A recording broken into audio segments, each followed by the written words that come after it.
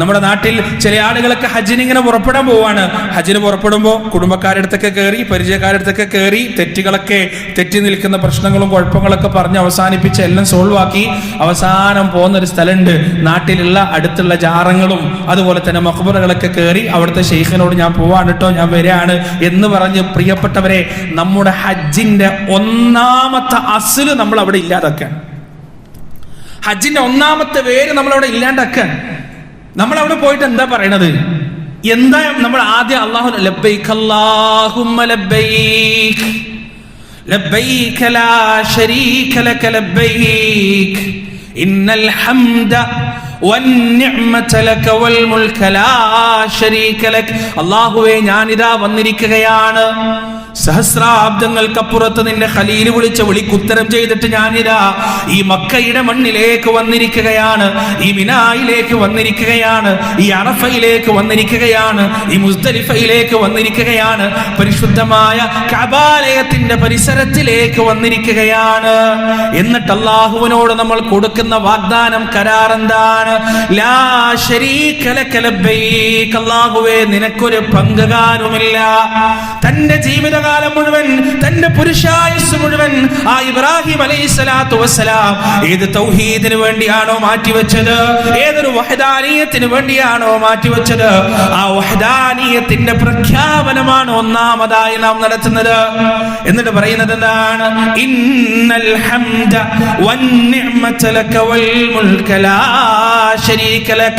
നിശ്ചയം എല്ലാ സ്തുതികളും, എല്ലാ അനുഗ്രഹങ്ങളും, എല്ലാ രാജാധികാരങ്ങളും നിനക്കാണ് റബ്ബേ, നിനക്ക് പങ്കുകാരില്ല രക്ഷിതാവേ എന്ന് അള്ളാഹുവിനോട് നമ്മൾ പ്രഖ്യാപിക്കുകയാണ്.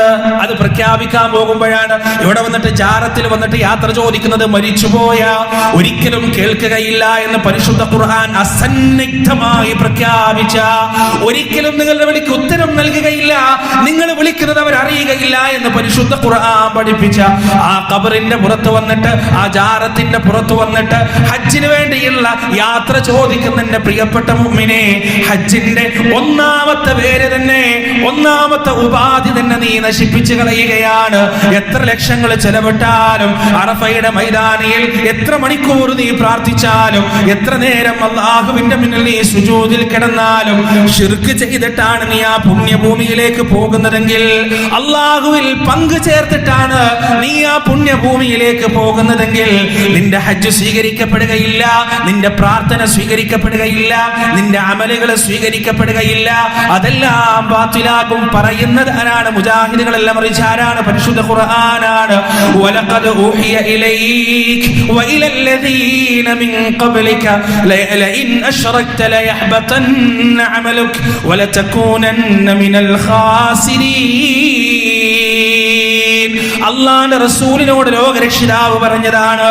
എന്താണ് പറഞ്ഞത്? നബിയെ, ഞാനിതാ അങ്ങയ്ക്ക് ബോധനം നൽകുകയാണ്, വഹി നൽകുകയാണ്. അങ്ങയ്ക്ക് മാത്രമല്ല, അങ്ങയ്ക്ക് മുൻപ് കടന്നു വന്ന സകല പ്രവാചകന്മാർക്കും ഞാൻ ഇതുപോലെ ബോധനം നൽകിയിട്ടുണ്ട്, വഹി നൽകിയിട്ടുണ്ട്. എന്താണ് ആ വഹിയുടെ ആകെ തുക? ലഇൻ അശ്റക്ത ലയഹ്ബതന്ന അമലുക. അങ്ങയുടെ പ്രവർത്തനം എത്ര കാഠിന്യമുള്ളതാകട്ടെ, എത്ര പ്രയാസം നിറഞ്ഞതാകട്ടെ, എത്ര ബുദ്ധിമുട്ട് നിറഞ്ഞതാകട്ടെ, അങ്ങയുടെ ജീവിതത്തിൽ ശിർക്ക് സംഭവിക്കുകയാണെങ്കിൽ ലയഹ്ബതന്ന അമലുക, അങ്ങയുടെ കർമ്മങ്ങൾ മുഴുവനും ബാത്തിലായി പോകുന്നതാണ്. വലതകൂനന്ന മിനൽ ഖാസിരീൻ, അങ്ങ് നഷ്ടക്കാരിൽ പെട്ടുപോകുകയും ചെയ്യുന്നതാണ്. അള്ളാഹുവിന്റെ വാക്കാണ്. അതുകൊണ്ട് ഹജ്ജിന് പുറപ്പെടുന്ന എൻ്റെ പ്രിയപ്പെട്ട മുഅ്മിനുകളെ, നിങ്ങൾ കുടുംബക്കാരെടുത്ത് പോവുക, കൂട്ടുകാരെടുത്ത് പോവുക, ബാധ്യതകൾ തീർക്കുക, യാത്ര പറയേണ്ടവരോടൊക്കെ യാത്ര പറയുക, ജീവിതത്തിലെ പോരായ്മകളും വല്ലായ്മകളൊക്കെ ഇല്ലാതാക്കുക. എന്നിട്ട് ജാറങ്ങളും മഖ്ബറകളും ഔലിയാക്കളെയും അമ്പിയാക്കളെയും അവരെ വിളിച്ച് തേടുന്നതിൽ നിന്ന് മാറി നിൽക്കുക, പടച്ചോനെ മാത്രം വിളിക്കുക. എന്നിട്ട് ഇബ്രാഹിം അലൈഹിസ്സലാത്തു വസ്സലാമും ഇസ്മായിൽ അലൈഹിസ്സലാത്തു വസ്സലാമും മുഹമ്മദ് റസൂലുള്ളാഹി സ്വല്ലല്ലാഹു അലൈഹി വസല്ലമയും ബിലാൽ തൊട്ടങ്ങോട്ട് ലക്ഷക്കണക്കിന് സ്വഹാബികളും ഇടനെഞ്ചിലേറ്റിയ ആ പ്രോജ്വലമായ തൗഹീദിന്റെ വക്താക്കളായി നിങ്ങളുടെ പാദങ്ങൾ ആ പുണ്യഭൂമിയിലേക്ക് വെക്കുക. അവിടെയാണ് യഥാർത്ഥ ഹജ്ജിന്റെ ചൈതന്യം പറക്കുന്നത്.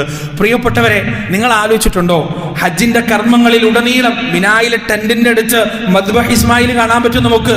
ഇബ്രാഹിം അലൈഹിസ്സലാത്തു വസ്സലാം അള്ളാഹുവിന്റെ കൽപ്പന പൂർത്തീകരിക്കുന്നതിന് വേണ്ടി പ്രിയപ്പെട്ട പൊന്നുമോന്റെ കഴുത്തിലേക്ക് കത്തിവെക്കാൻ തയ്യാറായ മദ്ബഹ് ഇസ്മായിൽ മിനാ ടെന്റുകൾക്കടുത്തായി നമുക്ക് അവിടെ കാണാൻ സാധിക്കും.